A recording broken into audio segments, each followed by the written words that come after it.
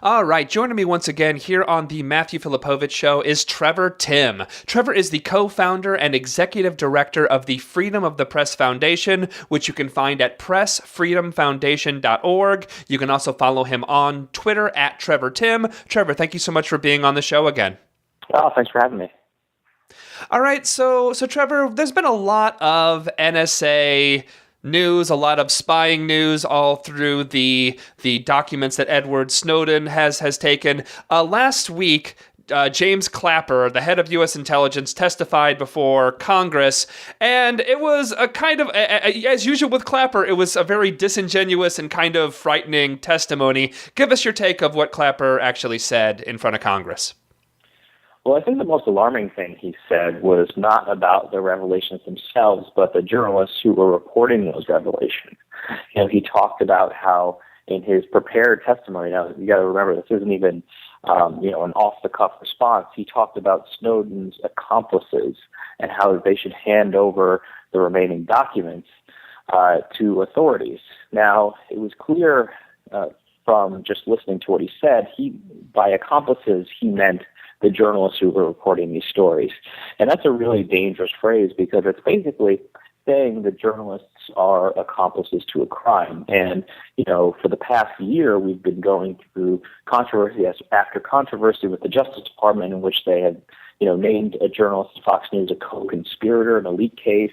They've been subpoenaing phone call records and bringing journalists into investigations. And the Justice Department and Eric Holder, the Attorney General, have really kind of condemned their past behavior and said that they won't be prosecuting journalists for doing their jobs. So, hearing the Director of National Intelligence essentially call, all of these journalists criminals is very disturbing. And you have to remember, it's not just Glenn Greenwald and Laura Poitras and Barton Gellman that they're talking about. Many news organizations have these documents now, from the New York Times, the Washington Post, ProPublica, and NBC News. And so he was literally calling dozens of reporters and editors accomplices to a crime, and for any journalist, that's very chilling. No, it's really, really frightening, and the fact that again, something that many people have said over and over again, where you have James Clapper who lied to Congress, which is a crime, which is a felony, still able to have the fact that he hasn't been fired is insane. But he's still up there and calling journalists accomplices to a crime is chilling and infuriating.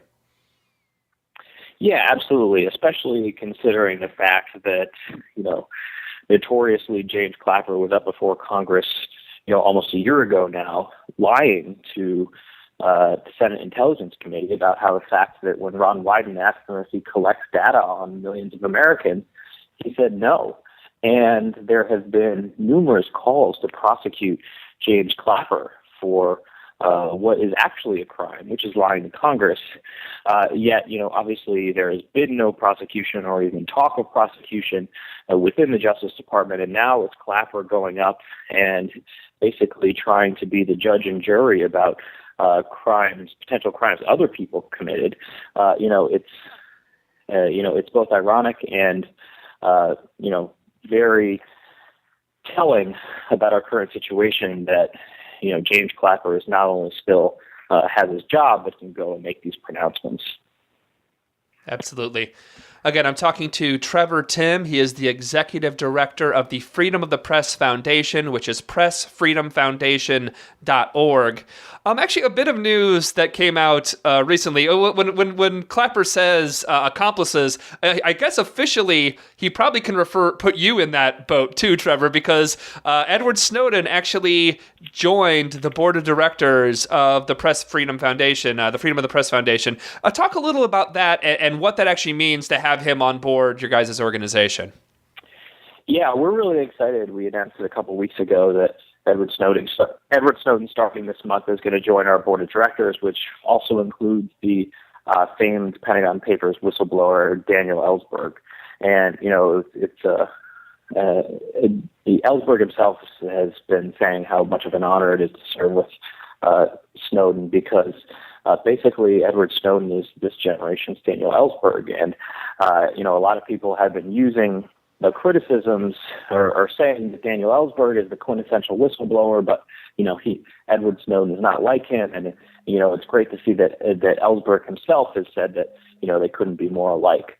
We're really excited because we're also doing a lot of projects involving digital security around journalists and protecting sources and making sure that sources and journalists can communicate safely.